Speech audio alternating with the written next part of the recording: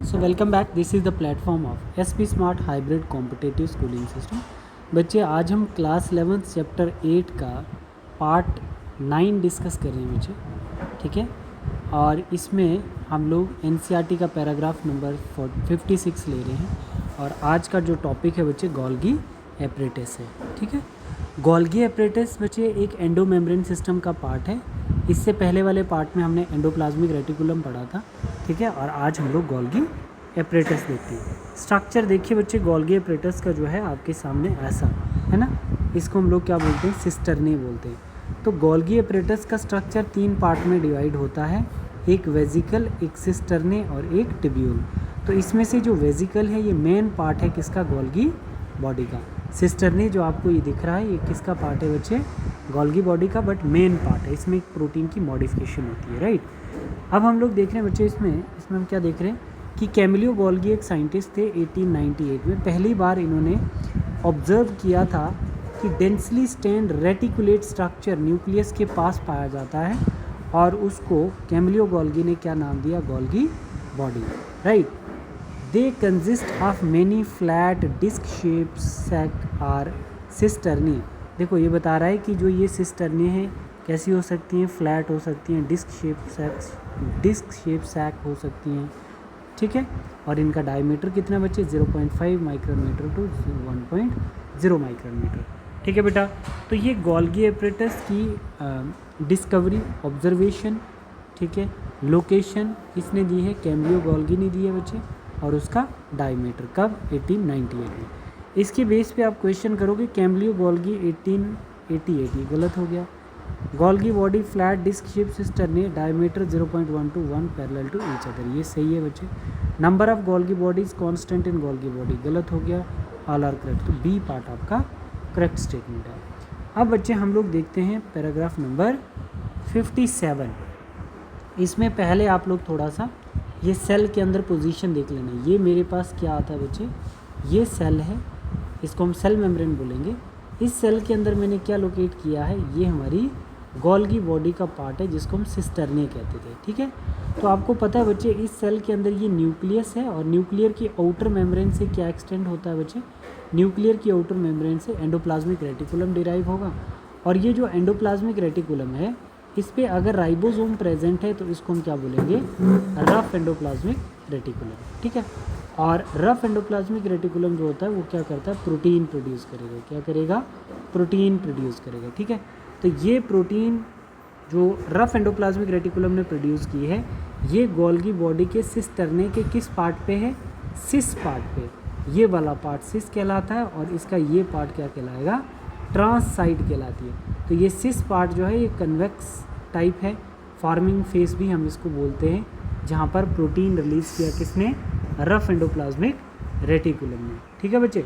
और अब क्या होगा, ये जो ट्रांस फेज है, तो ट्रांस फेज को हम मैच्योरेशन फेज भी कहते हैं, मैच्योरिंग फेज भी कहते हैं, और जो सिस साइड होती है उसको हम लोग फॉर्मिंग फेज भी कहते हैं, ठीक है बेटा।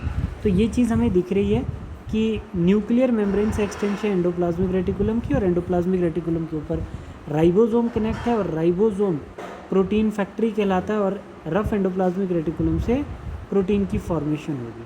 और ये प्रोटीन गोल्गी बॉडी के बेस पे प्रेजेंट होगी, एक वेजिकल के अंदर जाएगी, और इस गोल्गी बॉडी के बेस को हम सिस साइड कहते हैं।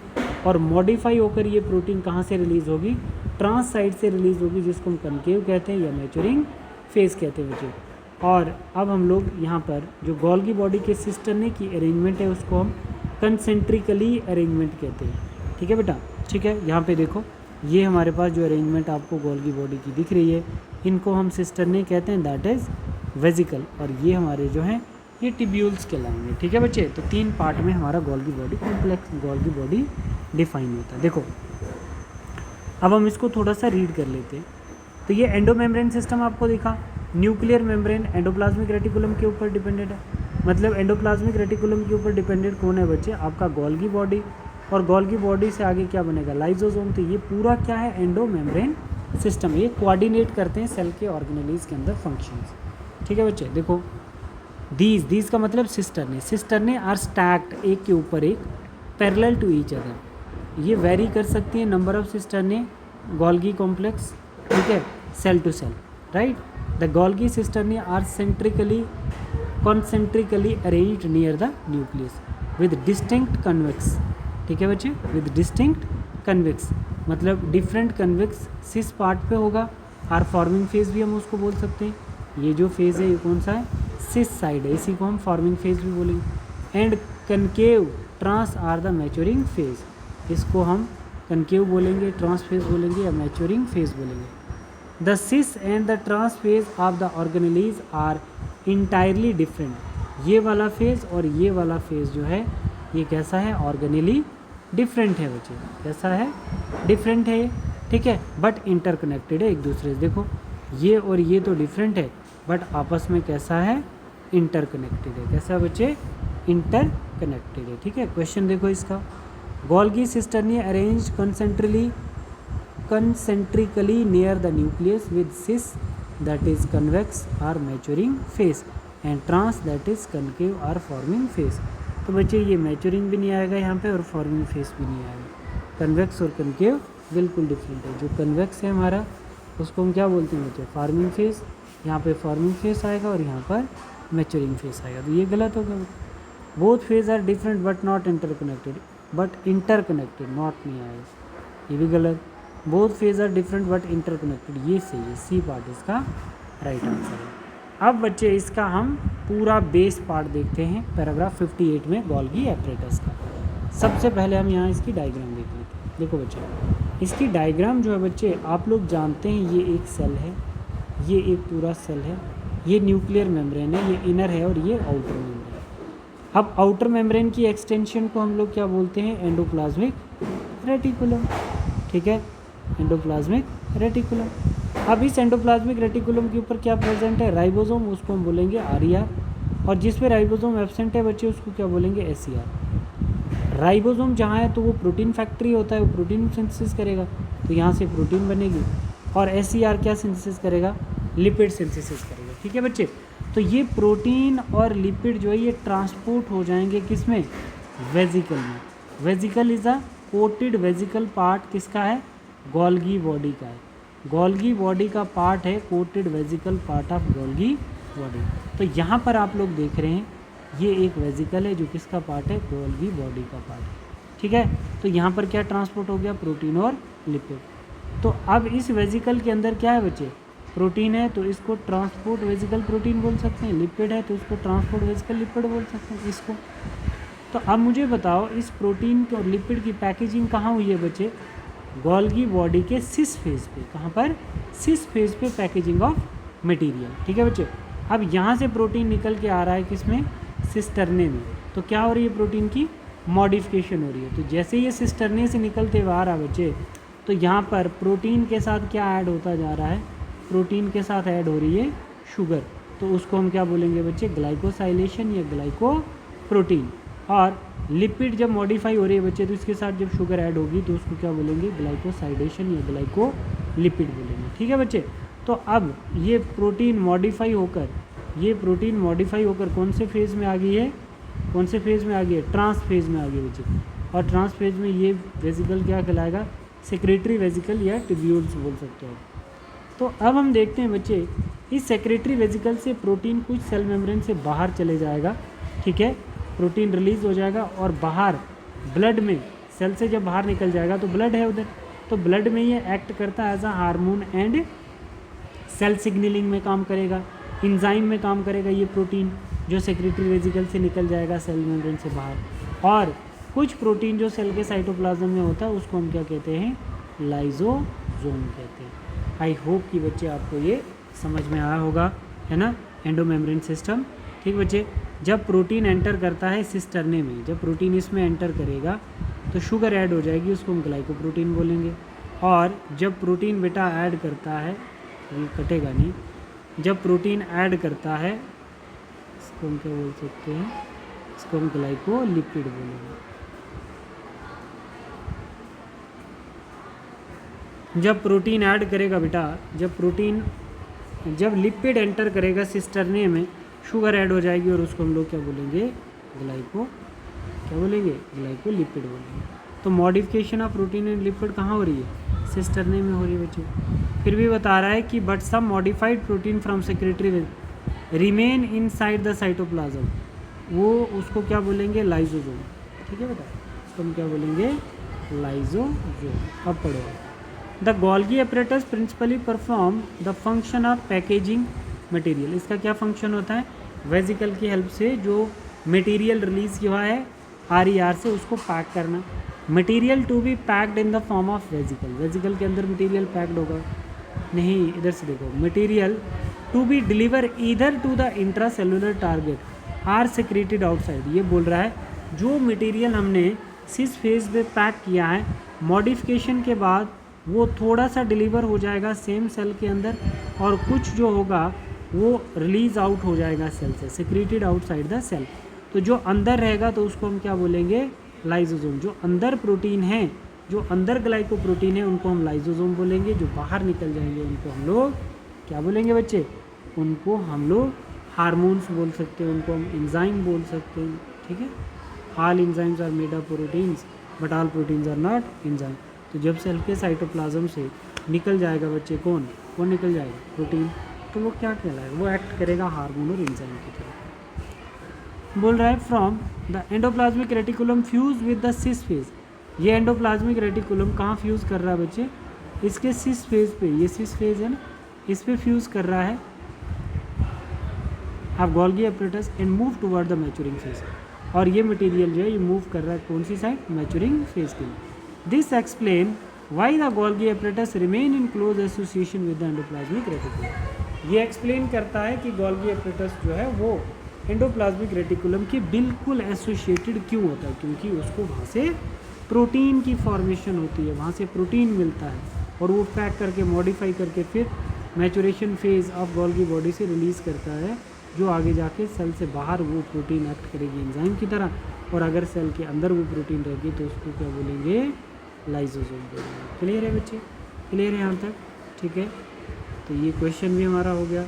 अब इसके कुछ क्वेश्चन करके बताओ बेटा, इसके कुछ क्वेश्चन करके बताओ। ठीक है, तो इसका क्वेश्चन जो है, a number of protein synthesized by ribosome on the endoplasmic reticulum. ठीक है, modified in the cisternae of Golgi apparatus.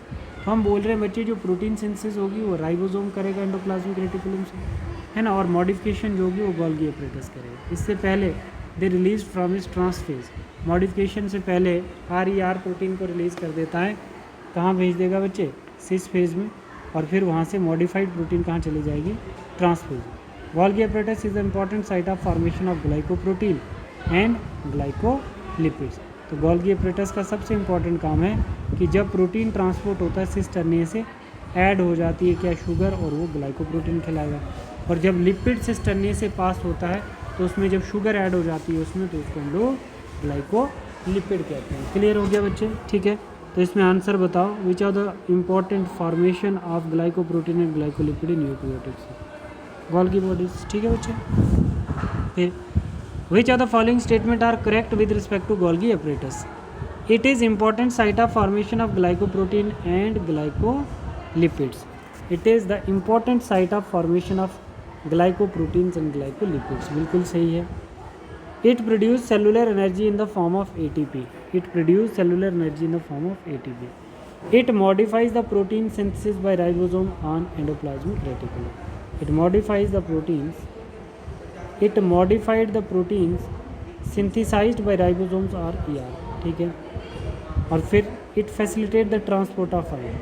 It provide mechanical support. ठीक है बच्चे, A और C जो है आपका राइट आंसर है। ठीक है बच्चे, अब इसमें छोटा सा एक ऑर्गेनेलीज है, लाइसोसोम। ये आपका सेल है बच्चे, ये आपका सेल है, ये लाइसोसोमल सेल है, और इसके अंदर फूड डाइजेस्टिव एंजाइम प्रेजेंट होंगे। इसके अंदर बहुत सारे फूड डाइजेस्टिव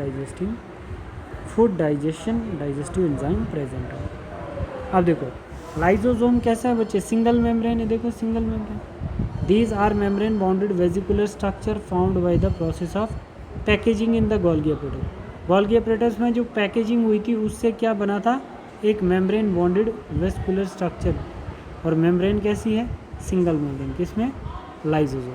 बोल रहा है isolated lysosome vesicle have been found to very rich in almost all type of hydrolytic enzyme. तो बच्चे ये बोल रहे हैं कि लाइसोसोम जो होता है वो उसके अंदर बहुत ज़्यादा हाइड्रोलिटिक एंजाइम होते हैं, मतलब नीड वाटर फंक्शन।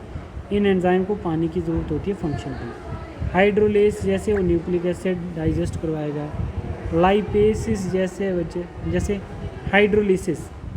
हाइड्रोलिसिस के लिए हम लोग यहाँ पे एक और एंजाइम यूज़ करेंगे। तो न्यूक्लिक एसिड को डाइजेस्ट करने के लिए आप सीधा न्यूक्लियसिस लिखो, न्यूक्लियसिस। तो हाइड्रोलिसिस के लिए कौन कौन से हाइड्रोलिटिक एंजाइम है लाइसोसोम के पास? लाइपेस जो किसको डाइजेस्ट करेगा बच्चे? लाइपेस लिपिड को डाइजेस्ट करेगा, है ना। प्रोटीएज किसको डाइजेस्ट करेगा बच्चे? प्रोटीन को डाइजेस्ट करेगा, ठीक है। और आपका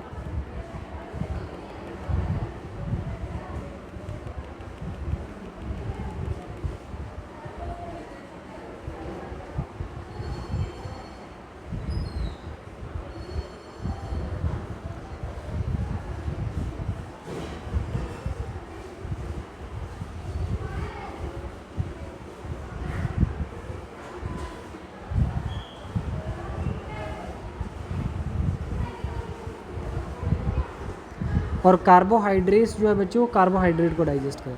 तो इन्हीं सभी सबस्ट्रेट को डाइजेस्ट करने के लिए इस सेल के अंदर जो ऑप्टिमली एक्टिव एसिडिक पीएच होना चाहिए। कैसा होना चाहिए बच्चे? PH active pH, acidic pH होना चाहिए, मतलब अराउंड इतने पे ही ये एंजाइम कार्बोहाइड्रेट, प्रोटीन, लिपिड और न्यूक्लिक एसिड का डाइजेशन करेंगे। न्यूक्लियस एंजाइम जो होता है बच्चे वो न्यूक्लिक एसिड को डाइजेस्ट करता है, ठीक है। तो ये हमने लाइसोसोम में देखा बच्चे, ठीक है। और वैक्यूल जो है, वैक्यूल लास्ट पॉइंट है बेटा इसका। वैक्यूल एक सेल है बच्चे, है ना। हम बोल सकते हैं वैक्यूल एक membrane bonded space found in cytoplasm. अपनी मेम्ब्रेन होती है वैक्यूल की, जिसको हम लोग क्या बोलते हैं? इंटोनोप्लास्ट, जो सेल के साइटोप्लाज्म में, प्लांट सेल के साइटोप्लाज्म में पाया जाता है, ठीक है। बता रहा है कि इसके अंदर it contain water, sap, excretory product. Water होगा, इनऑर्गेनिक साल्ट होगा जिसको सैप बोला, एक्सक्रीटरी प्रोडक्ट्स होंगे बच्चे इसमें जो वेस्ट होंगे, and other material not useful for the cell. The vacuole is bounded by single membrane is called tonoplast. तो इस वैक्यूल की जो सिंगल मेम्ब्रेन है वो क्या है बच्चे? Tonoplast. In plant cell the vacuole can occupy up to 90%। Plant cells के अंदर जो वैक्यूल ने स्पेस ऑक्यूपाई की होती है वो 90% की होती है, देख लो, of the volume of the cell, ठीक है। अब बच्चे जिसका एरिया ज़्यादा होगा वहाँ पे कॉन्सेंट्रेशन भी ज़्यादा होगी फ्लूइड की। तो अब कंसंट्रेशन हाई वैक्यूल में है और लो सेल के साइटोप्लाज्म में है फ्लूइड की। अब भाई 90% वैक्यूल है तो 10% आपका साइटोप्लाज्म। तो बताओ मूवमेंट जो है फ्लूइड की वो कहाँ से कहाँ करनी है? साइटोप्लाज्म से हमने कहाँ करनी है? वैक्यूल में, तभी तो सर्वाइव कर पाएगा बच्चे। अब लोअर कंसंट्रेशन है आपके साइटोप्लाज्म में, मूव करवाना हायर कंसंट्रेशन में। लोअर से हायर जब भी हम कोई मॉलिक्यूल यूज़ करते हैं, movement of molecule from low concentration to high concentration against the concentration gradient, मतलब वैक्यूल की कंसंट्रेशन ज़्यादा है और आपके साइटोप्लाज्म की कम है। तो यहाँ पर जो भी ट्रांसपोर्टेशन होगी बच्चे वो कैसे होगी? एक्टिव ट्रांसपोर्टेशन होगी। और क्या होगी? Along the high concentration against the concentration gradient, क्योंकि यहाँ से यहाँ चीज़ें भेजनी है ना, यहाँ पे फ्लो नहीं बनेगा, अगेंस्ट द कंसंट्रेशन चीज़ें भेजनी पड़ेंगी। वैक्यूलर मेम्ब्रेन बॉन्डेड साइटोप्लाज्म ये हमने देख लिया बच्चे। अब इसका ये देखते हैं। In tonoplast the plant tonoplast facilitate the transport of number of ions and other material against concentration gradient into the vacuole, hence their concentration is higher in the vacuole than in the cytoplasm। ठीक है, concentration कहाँ है? Vacuole में ज़्यादा और cytoplasm में कम है बच्चे। In amoeba the contractile vacuole is important for osmo regulation and excretion. जैसे वैक्यूल प्लांट सेल में प्रेजेंट है, ऐसे अमीबा के अंदर भी कॉन्ट्रैक्टाइल वैक्यूल प्रेजेंट होता है, जो उसमें ऑस्मो रेगुलेशन और एक्सक्रीशन में हेल्प करता है। ऑस्मो रेगुलेशन मतलब सेल के अंदर वाटर की कितनी रिक्वायरमेंट है, और excretion. Many cell as in protist जैसे पैरामीशियम, उसके अंदर जो फूड वैक्यूल पाया जाता है बच्चे, फूड वैक्यूल्स के अंदर फूड पार्टिकल की डाइजेशन, इनगल्फ होता है निगलना, जब खाना पकड़ेगा कैप्चर करेगा और फिर उसके बाद फूड पार्टिकल का डाइजेशन कौन शो करेगा प्रोटिस्ट में? Food vacuoles. ठीक है बच्चे, क्वेश्चन करो। Membrane bounded space occupy 90% volume of the cell covered by double membrane is called tonoplast, single आएगा बच्चे। फिर बता रहा है consist of water sap, excretory material and other material not useful for the cell, ये भी गलत हो गया। Tonoplast is not selectively permeable. Tonoplast जो मेम्ब्रेन है बच्चे वो सेलेक्टिवली परमिएबल नहीं है। ये भी सही है बेटा, हमारा ये सही हो गया। और फिर उसके बाद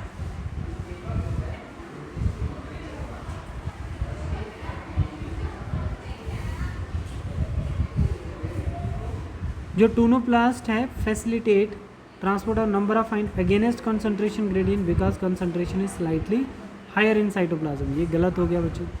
तो amoeba contractile vacuole for osmoregulation, ये ठीक है। In many cell protist food vacuole present found for engulfing material, तो ये भी ठीक है बच्चे। तो हमारे कितने स्टेटमेंट सही हो गए? 4 स्टेटमेंट ठीक हो गए। ठीक है बेटा, तो ये आज हमने कर लिया है। कल वाली क्लास में हम लोग माइटोकॉन्ड्रिया देखेंगे वीडियो 10 में, ठीक है। और एनसीईआरटी का पैराग्राफ 62 लेंगे। Thank you everyone.